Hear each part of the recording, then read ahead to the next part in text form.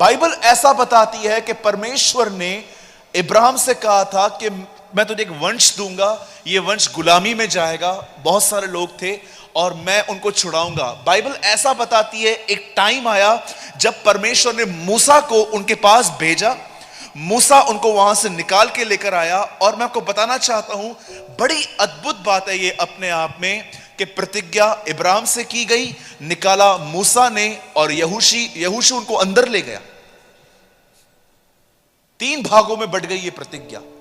और आप जानते हैं एक तरफ क्या हुआ, जब मूसा मर गया, बोलिए मूसा मर गया, तब परमेश्वर यहोशू को एक बात कहता है। वो उसे कहता है कि मेरा दास मूसा मर गया है, अब तू इन लोगों को अंदर ले जा। बाइबल ऐसा बताती है जब वो अंदर जाने वाले थे, तब बाइबल ऐसा बताती है कि यहोशू ने उनको कहा कि पहले तुम जाओ और वहां के बेत को लेकर आओ कि वहां पर क्या है। और जब वो लोग वहां पर बेत लेने के लिए वहां पर गए, वचन कहता है वो वहां पर एक प्रोस्टिट्यूट से मिले, एक वेश्या से मिले। ये वेश्या अपने घर से त्यागी गई थी, ये एकदम अलग सी रहती थी, एक दीवार पे एक घर बना हुआ था, अलग से वो वहां पर रहती थी, क्योंकि कहां ना कहां लोगों में वो रिजेक्टेड थी, लोग उसे अपने आप में नहीं रखते थे। और जब ये लोग वहां पर गए, ये भेदिए वहां पर रहे, उन दिनों में वहां के राजा को ये बात पता चल गई कि कुछ लोग रात को शहर में आए हैं बेत लेने के लिए, और ये लोग इस वेश्या के घर में जाके रहे हैं। और बाइबल ऐसा बताती है कि लोग जब वहां पर आए, पूछने लग गए, तो उसने कहा ये ऐसा कुछ भी नहीं है, वो लोग आए थे, वो चले गए। अब सुनिए, ध्यान दीजिए, आप जानते हो नए नियम में, इन द न्यू टेस्टामेंट, जब परमेश्वर को हमें फेथ टीच करना था, विश्वास सिखाना था, आप जानते हो प्रभु ने किसके जीवन से हमें विश्वास सिखाया? राहाब। अब पढ़ के देखिए याकूब में, अगर आप याकूब की पत्री पढ़ेंगे तो आपको पता चलेगा वहां पर प्रभु ने राहाब का जिक्र किया है। आप जानते हो यीशु की वंशावली में राहाब का जिक्र है, रेबेका का जिक्र नहीं है, सारा का जिक्र नहीं है, लिया का जिक्र नहीं है, राहाब का जिक्र है।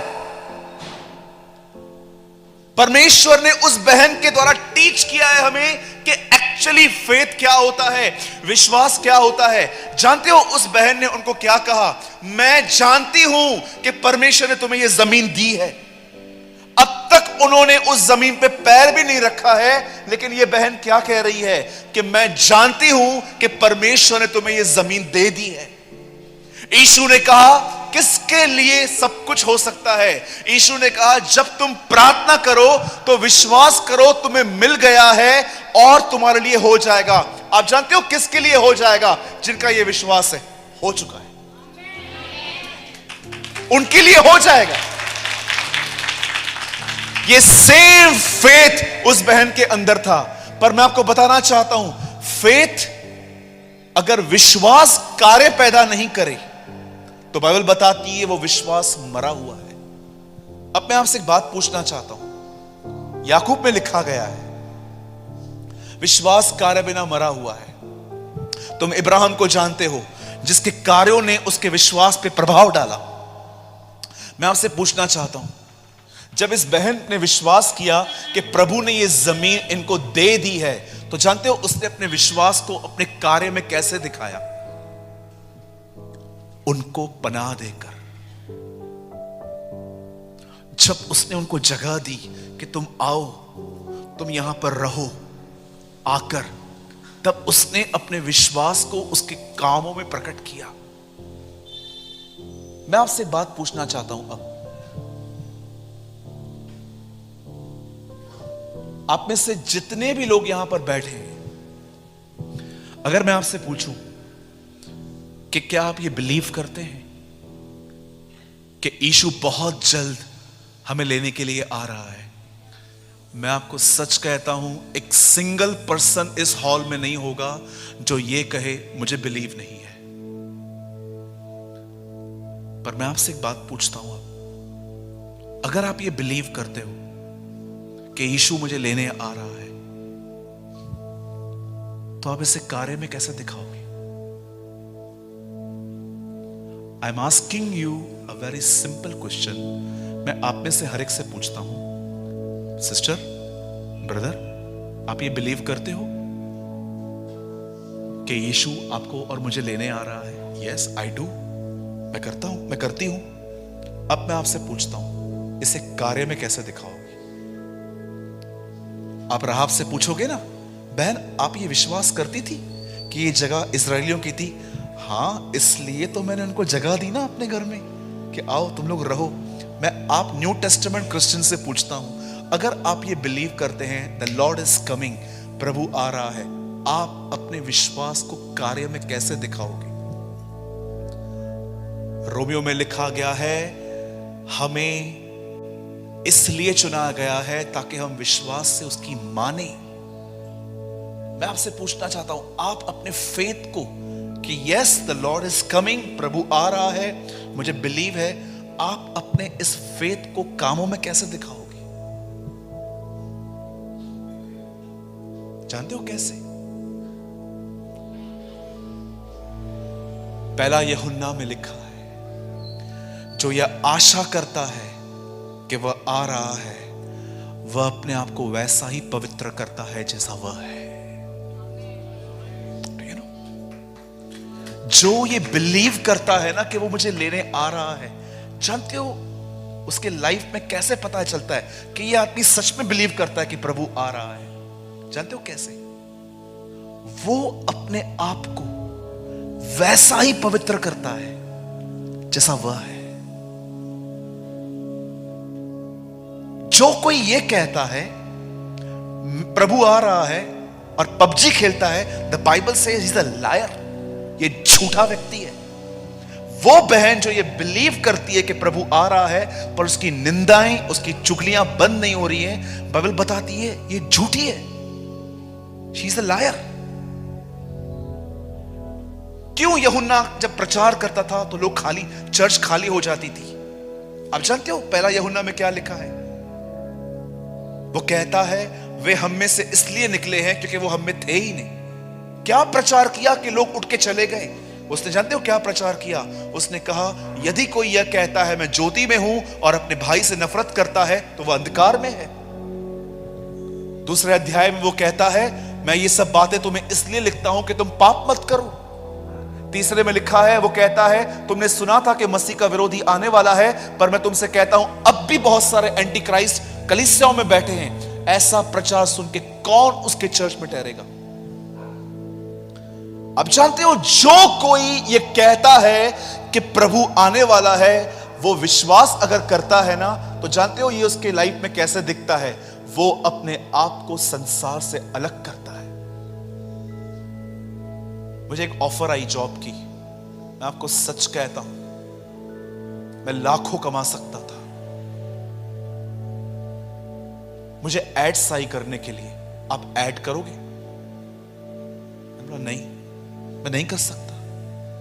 एक आदमी ने कहा मेडिक्लेम बेचो। मैंने कहा ब्रदर बहुत अच्छी चीज है, मैं नहीं बेच सकता। क्यों? पुलपिट से खड़ा होकर प्रचार करूं कि यीशु तुम्हें चंगा करने वाला है और पुलपिट से नीचे उतर के सबको कहूं बीमार पड़ने वाले हो ले लो। मैंने बोला ब्रदर मेरा विवेक मुझे गवाही नहीं देता है, मैं नहीं करूंगा। आप जानते हो एक मसीह होने के नाते आप सब प्रकार के व्यापार नहीं कर सकते। आप वाइन शॉप पे काम नहीं कर सकते, आप बहुत सारे काम नहीं कर सकते।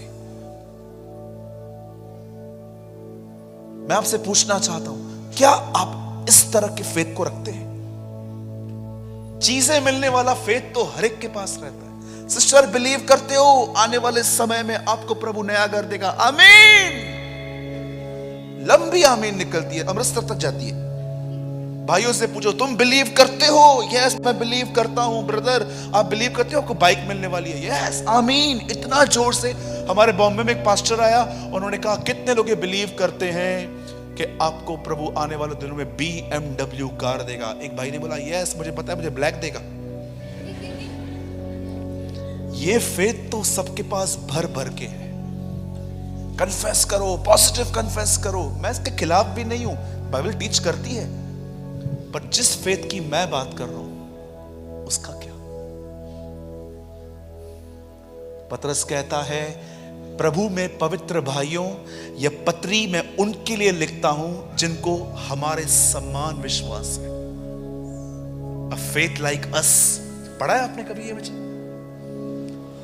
आप दूसरा पत्रस घर जाके 1 अध्याय का पहला वचन पढ़ना, वहां लिखा है, हे पवित्र भाइयों, मैं ये पत्री उन लोगों के लिए लिखता हूं जिनके पास हमारा सा विश्वास है। The faith like us। कैसे दिखा सकते हैं आप जीसस को, यीशु मसीह को, कि प्रभु मेरा ईमान मेरे शब्दों में नहीं है, वो मेरे जीवन में है। मैंने क्यों, मैं आप पे बिलीव करता हूं, इसलिए मैं बुराई को ना कहता हूं। आप जानते हो, फेथ हमेशा आपको कुछ चीजों से अलग होने के लिए कहेगा। बाइबल के अंदर एक किताब है जिसका नाम है लेवी व्यवस्था। हम लोग नया नियम पढ़ते हैं ना।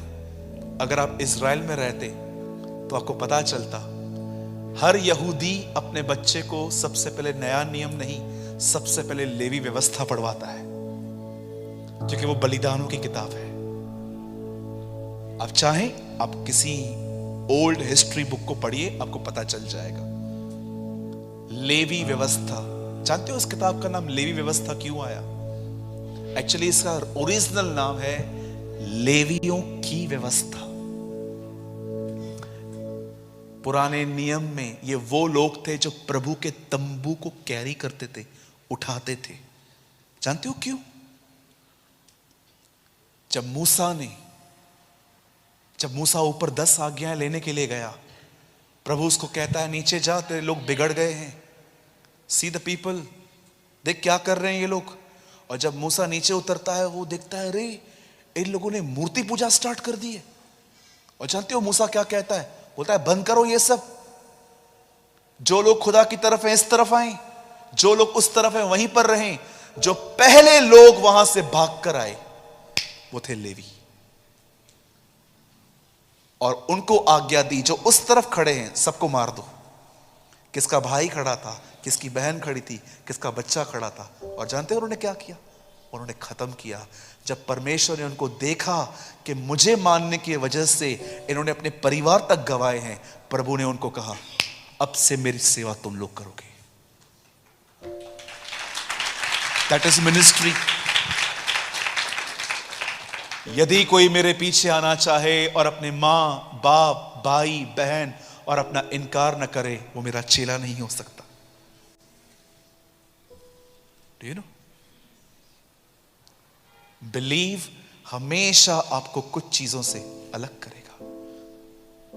अगर आपने मुझे कहा है ना, ब्रदर आपको पैसों की जरूरत है, मैं आपको पहुंचाता हूं, और कोई दूसरा आके कहेगा ना, लोन चाहिए क्या? नहीं, उसने बोला है मुझे, वो मुझे पैसे देगा।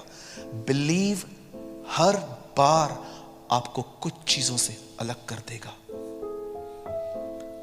बड़े दुख की बात यह है कि आज लोगों का विश्वास मात्र शब्दों में बचा है। D.L. मूडी ने कहा, इस तरह लाइफ जियो कि यीशु कल रात मरा, सुबह जी उठा, दोपहर में आ रहा है। कल रात को मरा, सुबह जी उठा, आफ्टरनून में मुझे लेने भी आ रहा है।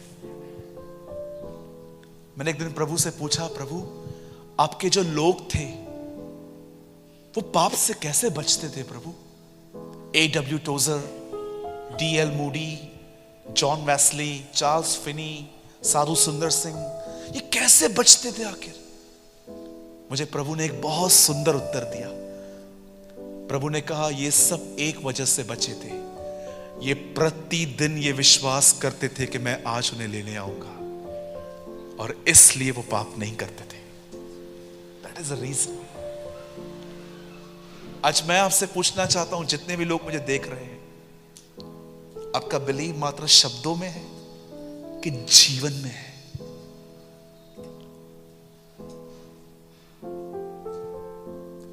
कभी कभी हमारे घर में हमारे दोस्त हैं, अनबिलीवर्स दोस्त हैं, कभी कभी वो लोग पार्टी करते हैं, अविश्वासी लोग बड़े प्रेम से मुझे बोलते हैं, ब्रदर आप आइए, और कभी मुझे उनके बीच में मजबूरन जाना पड़ता है, तो वो लोग वोडका, दारू, शराब बहुत कॉमन है उनके लिए।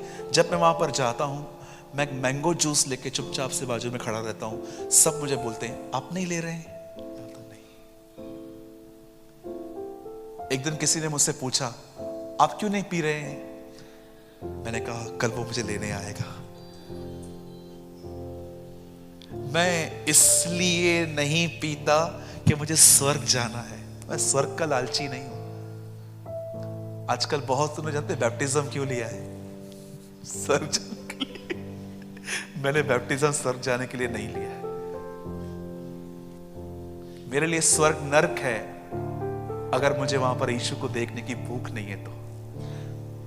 एक परमेश्वर के दास ने कहा अगर नरक में यीशु है तो वो भी तुम्हारे लिए स्वर्ग है, और स्वर्ग में अगर यीशु नहीं है तो वो तुम्हारे लिए नरक है। You know in these days, इन दिनों में लोग है ना स्वर्ग जाने के लिए एक्साइटेड हैं, यीशु के लिए नहीं है। आप बहुतों से पूछोगे ना अब स्वर्ग, हाँ जल्दी वो आएगा। यू नो लोग नई चीज देखने के लिए खुश है, वहां जाएंगे, वाइट वाइट फोक रहेगा, मस्त कांच का समुंदर रहेगा, पैर निकाल के मस्त हिलाएंगे उधर बैठ के, क्या समुंदर होगा जबरदस्त, मजा आएगा, क्या स्वर्ग स्वर्ग स्वर्ग। यीशु से मिलने की कोई भूख और प्यास नहीं है। मुझे बहुत पसंद है जब एस्तर का समय आया तब पर्दा हटाया गया। उसने कितना अपने आप को तैयार किया था उस मोमेंट के लिए जब राजा आएगा और मुझे देखेगा। मैं हमेशा अपने आप को इसलिए तैयार नहीं करूंगा कि मैं स्वर्ग जाऊं, मैं अपने आप को इसलिए तैयार करूंगा कि एक दिन आएगा जब मैं उसे देख पाऊंगा।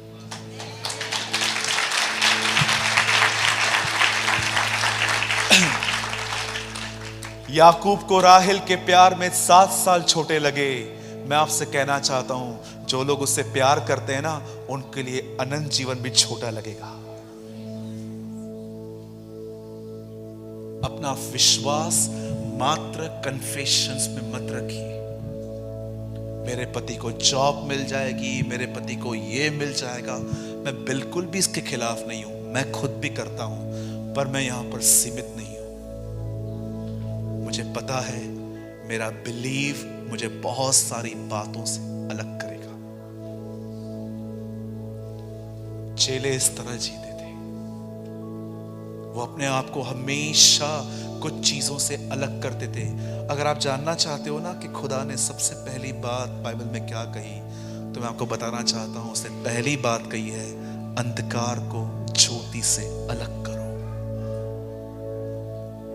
आप में से कुछ लोग जरूर होंगे कि प्रभु ने आपको दिखाया है ये अंधकार है।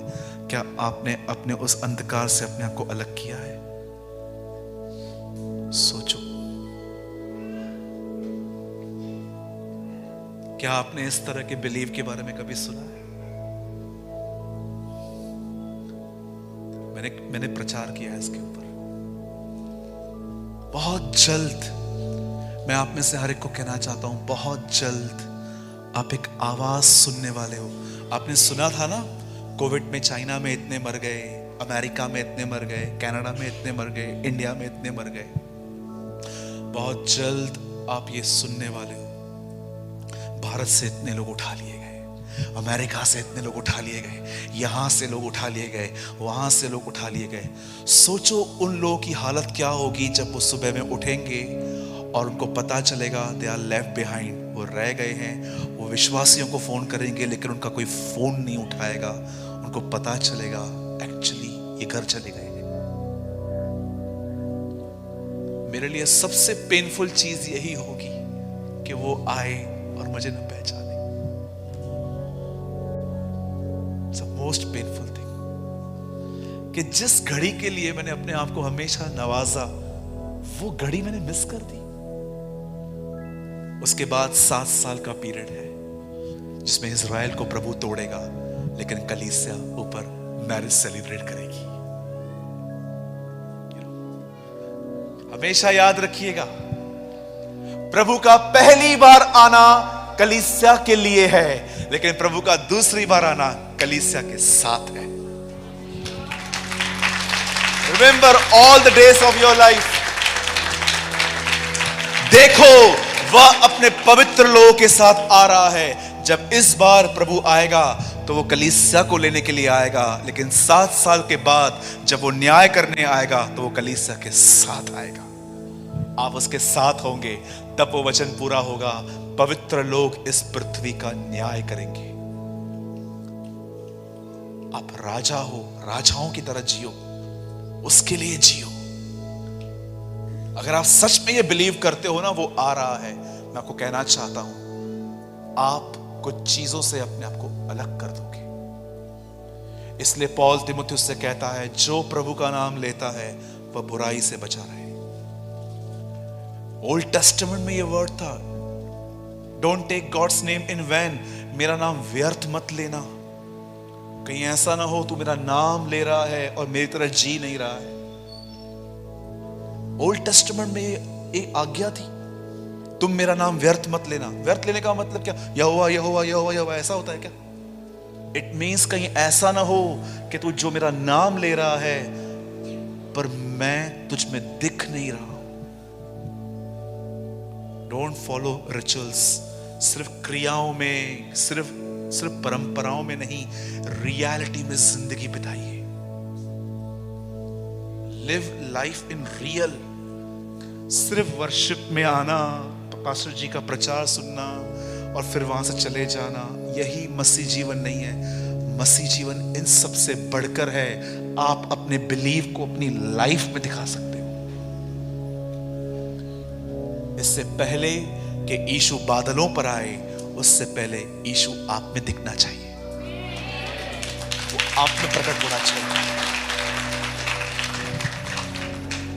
कितने लोग आज कुछ कमिट कर रहे हैं प्रभु के साथ कि प्रभु बहुत दिनों से आप मुझे कुछ कह रहे थे कि ये मत कर, आज मैं उससे अलग हो जाता।